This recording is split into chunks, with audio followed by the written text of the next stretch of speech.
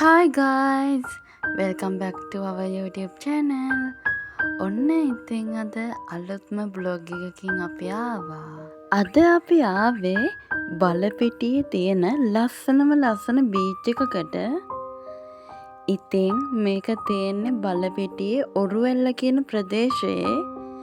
බලපිටියේ town එකේ ඉඳන් metre 300ක් වගේ යන්න තියෙනවා. ඉතින් අපි මේ ලස්සන බීච් එකට ආවා. ඒකනම් අපි දෙන්න ගියපු මාරම ලස්සන බීච් එකක්. ඒ බීච් එක ගල් පරවලින් වට වෙලා තියෙන්නේ. මාරම ලස්සනයි. ඉතින් එතනට යන්නම ඕන තැනක් ඔයාලත්. මාරම ආස හිතෙනවා. මෙච්චර ලස්සන පරිසරයක් ලංකාවේ තියෙනවද කියලා හිතන්නත් බැරි තරමට මාරම ලස්සනයි ඒක.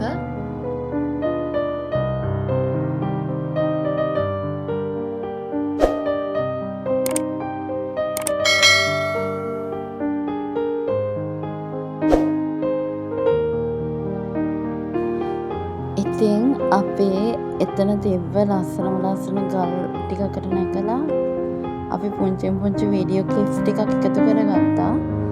ඒත් අර බලපිටියේ බීච් එකේ ප්‍රසිද්ධම වෙලා තිබ්බ තැනට ගිහින් ලොකු වීඩියෝ එකක් නම් කරන්න බැරි වුණා. මොකද ඉතින් එදා ඉරිද දවසක් හින්දා හොඳටම සෙනග.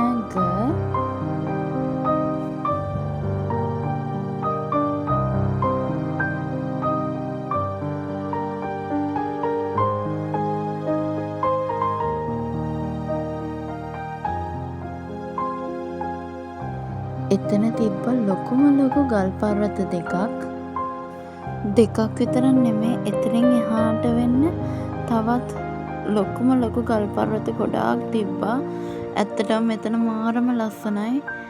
ඉතින් ඔයාලත් මෙතනට යනවා නම් මෙතන මාරම ලස්සන තැනක්. ඇත්තටම යන්නම වටින තැනක් ඔයාලත් ගිහින් බලන්නකෝ.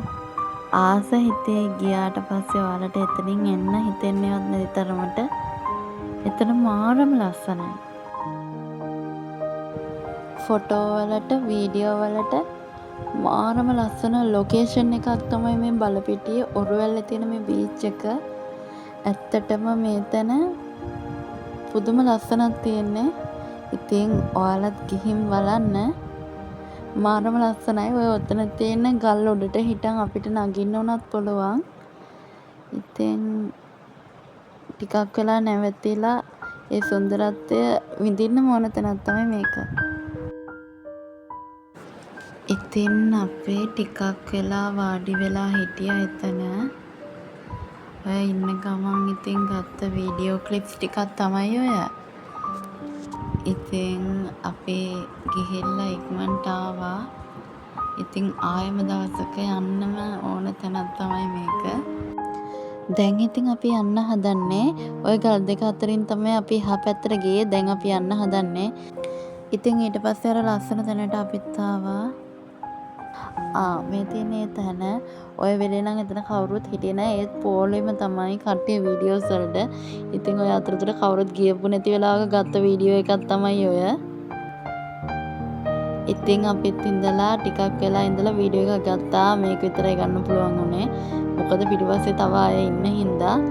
ඉතින් ආයෙම දවසක එන්න ඕනේ. හැබැයි සෙනසුරාදා ඉරිදා නම් නෙමෙයි. ඉතින් එතනින් එළියට ආපු අපි පොඩි ඩ්‍රින්ක් එකක් ගත්තා, මොජිටෝ එකක්. ඉතින් ඊට පස්සේ අපිට බඩගිනි වුණ හින්දා රෙස්ටොරන්ට් එකකට ආවා. ඒක තිබුණේ බලපිටියේ ස්ටෑන්ඩ් එක පහ කරන් ගාල්ලේ පැත්තට යද්දි ටිකක් දුර ගියාට පස්සේ ඉතින් අපි එතනින් කෑම අරන් අපේ එදා දවස මෙන්න මේ විදියට මතක ගොඩක් එක්ක ලස්සනටම ඉවර කරා. ඉතින් මෙච්චර වෙලා අපේ මේ පුංචි බ්ලොග් එක බලෝ ඔයාලා හැමෝටම ගොඩක් ස්තුතියි. ඒ වගේම අපේ YouTube channel එක අමතක නොකර subscribe කරන් යන්න. අපි අලුත් ලස්සන බ්ලොග් එකකින් ආයෙ එනකන් ඔයාලා හැමෝම පරිස්සමෙන් සතුටින් ඉන්න. ඉතින් ඔයාලා හැමෝටම ලබන්නා වූ අලුත් අවුරුද්ද සුබම සුබ අලුත් අවුරුද්දක්